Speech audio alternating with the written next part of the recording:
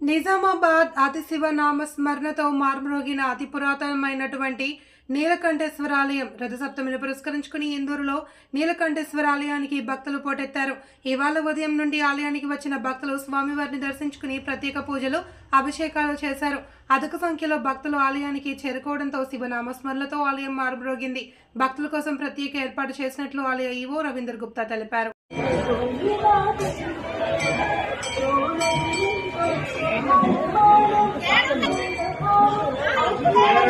భక్తులు 100 రూపాయలు సమర్పించారు. స్వామివారి సేవలో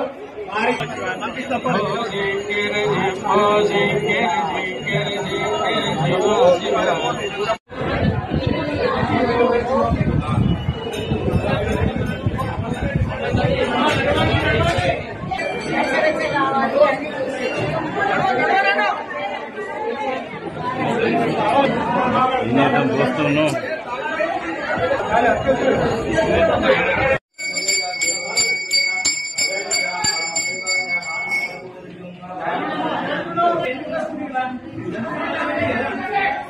Plus